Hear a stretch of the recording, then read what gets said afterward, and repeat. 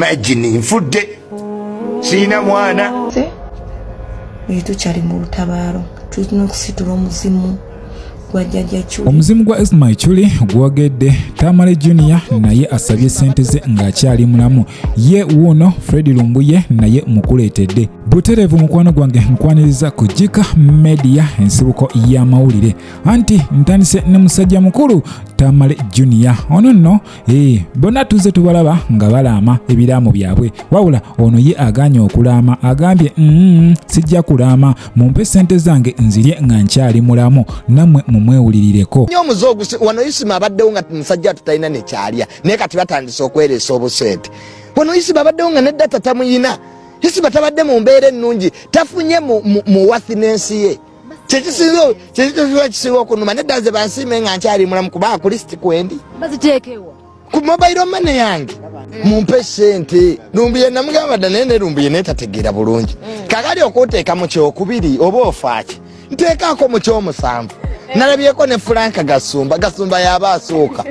Ani awo omulala gwe naye mwamu abeere waabwe. Nze Tamale oba onteera ku bwere. Balamu. Yes! Naye nombuusa balamu nonteeka balamu asookewo. Oluvannyuma munnange olw'okuttibwa kwa musajja mukulu Isma Iculi listi yavaayo eno nno ng'esomebwa omukulu Fred Lumbuye ono ng'agamba Tamale Junior oli namba 2 munnange Tamale Junior mumwewuliriddeko ng'akuba omulanga bannange lwaki ndi mu namba 2 why not number 5 because nkyali mwana muto oyinza okugamba mutuufu mu nsobi ye. Saawa zino mukwano gwange babloga abasinga bali mu kutya babloga abasinga bali mu kulaama abo abagumu nga omukulu Kaye Wisdom abo munnange basajja mivule tebanyenyeka era Kaye Wisdom yavaayo nayogera lwatu tagenda kulekeraawo tagenda kuzikiza agenda sigala ng'ayogera ekyo ekituufu era ekisaanidde.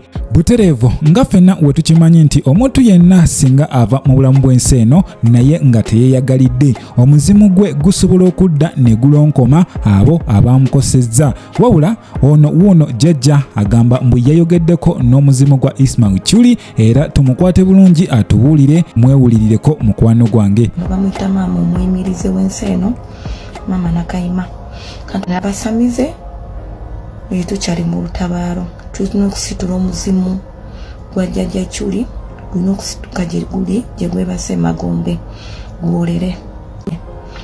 Nasobodde okufuna connection ne jjajja iculi entonotono okusitula omuzimu gw'okwogerako nagwo naye yabadde mukambwe nga omanyi omuntu gwe basse abeera mukambwe wabula yabadde mukambwe naye era ng'akaaba yangambye yabadde abisuubira ebyokufa nga bagenda mutta naye waakiri bandimuse ng'alina eriiso lye.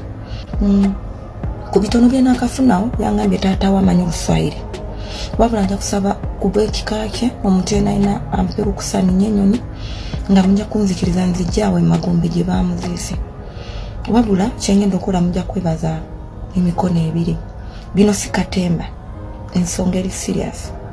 Ebyo byowulidde si bigambo byange bigambo bya jjajja agamba Isma Iculi yayogeddeko naye wabula munyiivu nnyo mukambwe muzibu agamba lwaki bamuziika nga talina liiso lye si bigambo byange bigambo bya jjajja. Munnange omusawo gwe mulabyawo agamba tumukwate bulungi agenda kubanga atwongera emboozi gye yanyumizza n'omukulu Isma Iculi era tugenda kubanga tugirinze katusuubire atugamba mazima kubanga twagala kumanya ani yatta mukulu Isma Iculi. Mukama Katonda amulamuze kisa era asasire abo abakikola kubanga tebamanyi kye baakola kubanga toyinza kusayirawo muntu munno gwakufa si gwe Katonda si gwe yamuteeka ku nsi naye obanga we batwe basalawo nabo bajja gendayo just yabasookayo busoosi. Nyongera okujjukiza mukwano gwange nti oli ku Jika Media ensibuko y'amawulire genda maaso subscribing gwatanaba kubanga subscribinga. Butereevu wetweyongera mu maaso munnange musajja mukulu Fred Lumbuye abangi gwe mumanyi nga ticha atera otuwa agali kwokya ono nno sources ez'enjawulo oba emikutu gy'amawulire ag'enjawulo gazze galaga nti musajja mukulu ono yakwatibwa oba yakwatibbwa era ng'essaawa yonna agenda kuba nga akwasibwa gavumenti ya Uganda mwanatu awono atandike okusoyebwa ebibuuzo lwaki bulijjo akola byakola. Musajja mukulu ono amaze ebbanga ddene mu diaspora era nyizo gamba nti si kyangu nnyo kubanga ate bamukwasa era nze okukkiriza nti yakwatibbwa mmala kumulabako wano e Uganda. Kansooke nno nkube ku musajja mukulu ono nga otegeeza engeri gye bakuttemu Fred Lumbuye ono. And they have been charged with several crimes they have committed or offences that the Turkish authorities have preferred, including the breach of immigration regulations and rules. They will be deported, or they already been deported and they are en route to Uganda. Very closely, that Lumbuye, on arrival with his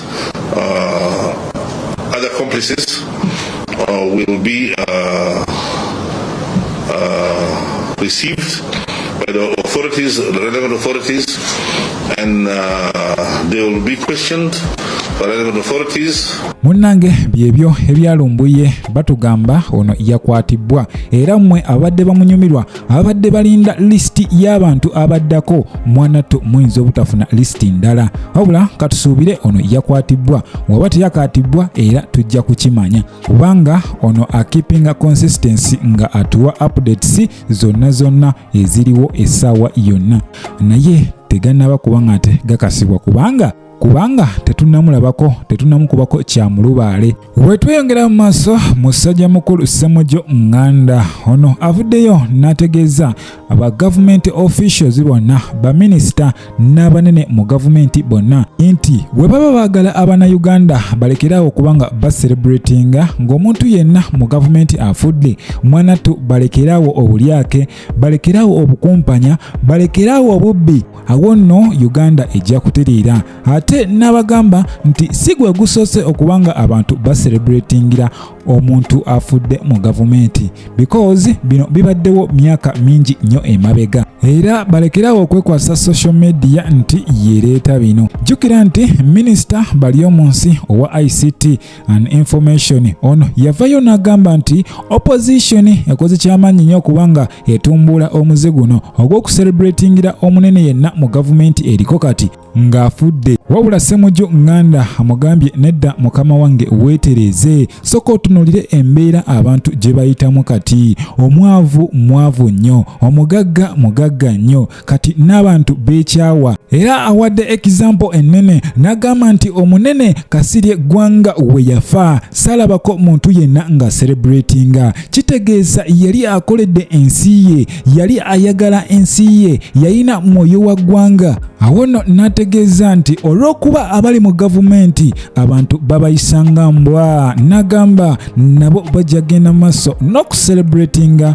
kubanga banyumirwa nnyo singa ekibi kituuka ku munene yenna mu gavumenti olw'ensonga nabo babayisa bubi n'agamba bannange baminisita bakyuseemu tebagenda kubanga baddamu okulaba kino nga kibaawo. Munnange ebyo bigambo bya Ssemujju Nganda ngagezaako okuwabula gavumenti ne baminisita bonna mu gavumenti. Butereevu nkwebaza gwe eyeekomera ku Jika Media nkugamba nti okola kyamaanyi nnyo genda maaso subscribing likinga ogendeko ne mu comment section obeeko ky'oŋŋamba mbagala nnyo mwebale mukama abankuumire.